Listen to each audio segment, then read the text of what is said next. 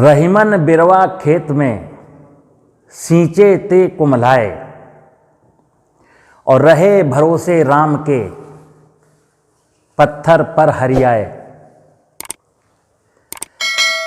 मित्र, ये जो दोहा है, इस दोहे में बहुत बड़ा ज्ञान छुपा है। मेरे यहाँ बचपन में जब मैं बहुत छोटा था तो एक पंडित जी आते थे और कथा सुनाते थे। 7 दिन की भागवत होती थी और वो भागवत के बीच में कई बार लगभग प्रतिदिन एक दोहा कहते थे।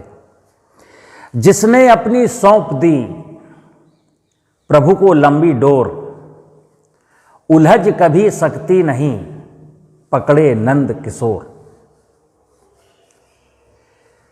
ये जो दोहे हैं सुनाने का जो मेरा मतलब है, वो उसका रीजन मैं बता रहा हूं आपको।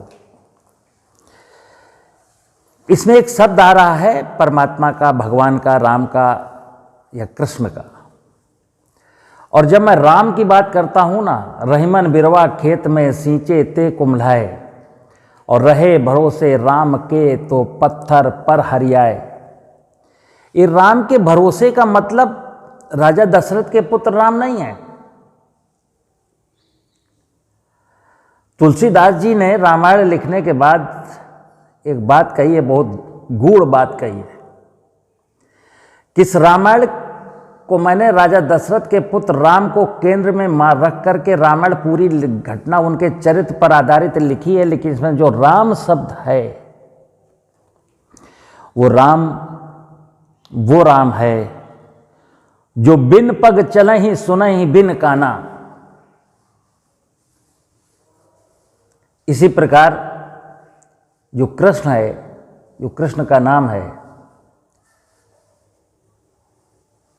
कि जिसने अपनी सौंप दी प्रभु को लंबी डोर, उलझ कभी पकड़ी सकती नहीं पकड़े नंद किशोर। अब नंद किशोर जो शब्द है वो भगवान श्री कृष्ण का है, लेकिन यहां भी श्री कृष्ण का मतलब वो मथुरा के श्री कृष्ण से नहीं है।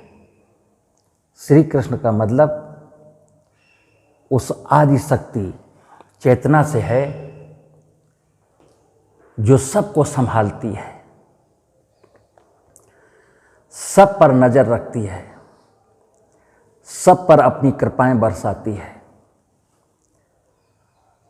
तो एक विषय आया है, जिसने अपनी सौंप दी प्रभु को लंबी डोर, यानी कि अब मैंने अपनी चिंताओं को परमात्मा के हवाले कर दिया। और जो पहला दोहा था, रहीमन बिरवा खेत में सींचे ते कुम्हलाए, रहे भरोसे राम के, यहां भी वही चीज है। कहते हैं राम का भरोसा जिसे कभी भूखा मरता नहीं। छोटी छोटी बातों से किसी का पेट भरता नहीं, और राम का भरोसा जिसे कभी भूखा मरता नहीं। जो इन बातों पर यकीन करता है कि यस ये सही है, बिल्कुल यथार्थ में ये सही है, किसी परमात्मा का भरोसा है, जिसने अपनी जिंदगी की डोर परमात्मा के हवाले कर दी है, जो परमात्मा के भरोसे पर जीता है, उसकी ना जिंदगी की कभी डोर उलझती है, ना कभी वो भूखों मरता है, ना उसके जीवन में कोई दुख आते हैं। लेकिन यह विषय इतना आसान नहीं है कि मैंने कहा ठीक है, आज से मैंने अपने जीवन की डोर परमात्मा को सौंप दी, आज से मैं परमात्मा के भरोसे रहूंगा और परमात्मा ही सब देखेगा। परमात्मा सब कुछ देखेगा, परमात्मा आपकी डोर को कभी नहीं उलझने देगा। लेकिन परमात्मा का एक निर्देश तो केवल समझिए कि आप इस धरती पर जिस निमित्त आए हैं, उस निमित्त को पूर्ण करिए। अपने कर्म पथ पर लगे रहिए, जो आपको कर्म करने थे। एक प्राइमरी सेक्शन में स्कूल जाने के बाद एक प्रार्थना होती थी, वह शक्ति हमें दो दया निधे, कर्तव्य मार्ग पर डट जावे, पर सेवा पर उपकार में हम जग जीवन सफल बना जावे। इस मार्ग पर कि हे ईश्वर मुझे वो शक्ति दो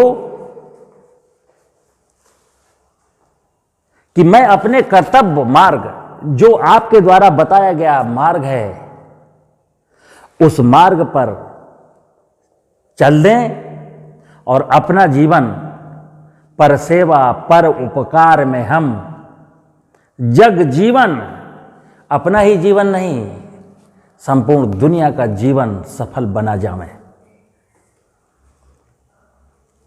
तो जो व्यक्ति अपने कर्तव्य पथ पर, अभी पहली वीडियो जो मैंने बताई आपको कि हमें अगर भ्रम भय अभाव से मुक्त होना है तो मुझे जीवन के विषयों को समझना पड़ेगा।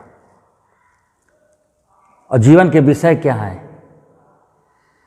बचपन में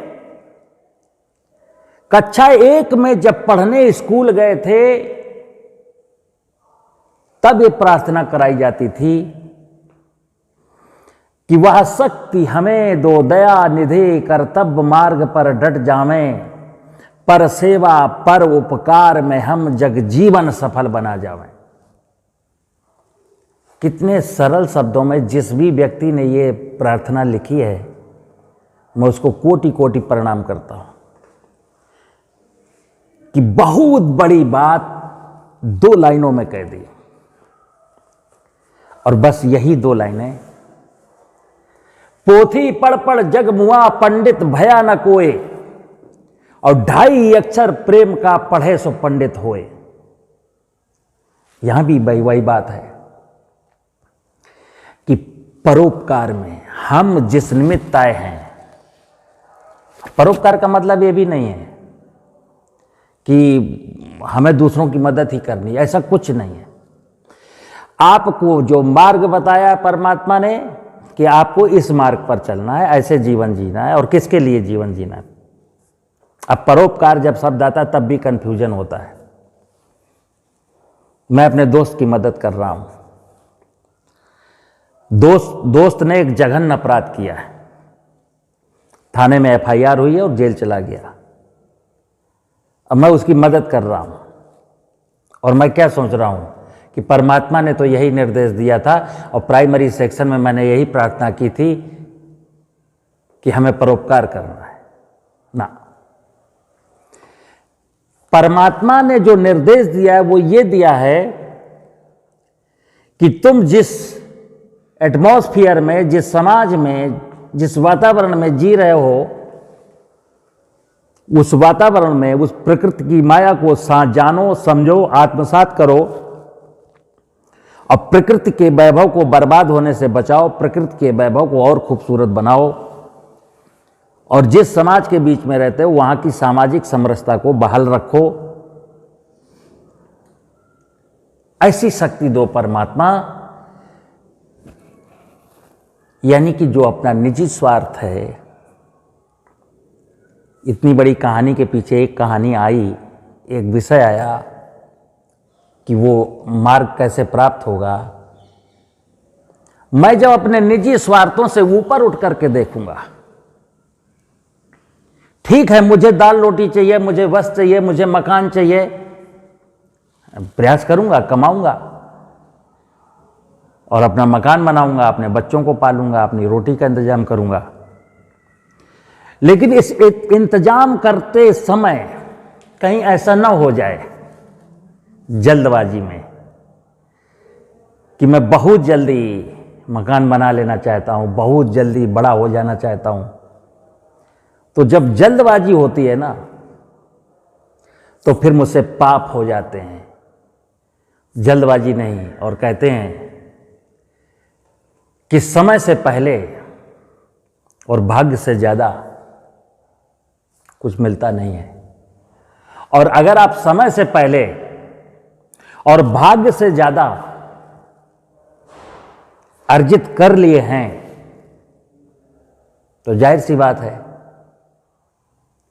समय से पहले और भाग्य से अधिक अगर मैंने अर्जित किया तो मैंने यहां अधर्म कुछ किया होगा। और ये जो चीजें मैंने समय से पहले और भाग्य से ज्यादा अर्जित कर ली हैं, मेरी हो नहीं सकती। कहते हैं दाने दाने पर लिखा है खाने वाले का नाम। तो मित्र, मेरा निवेदन है कि हम अपना जीवन कुछ ऐसे जिएं, क्योंकि एक चीज तो ध्यान रखिएगा, और ये अधिकांश बड़े लोगों के लिए लागू होती है, और आप अपनी जिंदगी को देखना जरा, हो सकता है अपवाद स्वरूप आप उन लोगों से दूर हों, अन्यथा मुझे भी लगता है, मैं भी कोई परफेक्ट नहीं हूं, लेकिन मैं भी प्रयासरत हूं। एक जिंदगी एक पाठशाला है, और पाठशाला में निरंतर सीखते रहना है, और मरने के 2 दिन पहले तक भी मुझे कुछ सीखना है। एक कहते हैं जब जागे तभी सवेरा। जब हमको ज्ञान प्राप्त हो जाए कि ये मैं गलत हूं, उसी समय यू टर्न ले लो। तो जिंदगी में सीखना है। अभी तक मैं जैसा कर रहा था उसको देखना है कि मैं क्या गलत कर रहा हूं, क्या सही कर रहा हूं, क्या परमात्मा के उस निमित्त को पूर्ण कर रहा हूं जिसलिए मैं आया। ऐसा मान करके, ऐसा सोच करके, क्योंकि बदलाव तो चाहिए हमको। और फिर बता दूं कि एक संस्कार शब्द है कि अगर मेरे अंदर ऐसे संस्कार नहीं है तो फिर मेरे बच्चे के अंदर वो संस्कार आ ही नहीं सकते। तो आने वाली पीढ़ियों के उज्जवल भविष्य के लिए नमस्कार।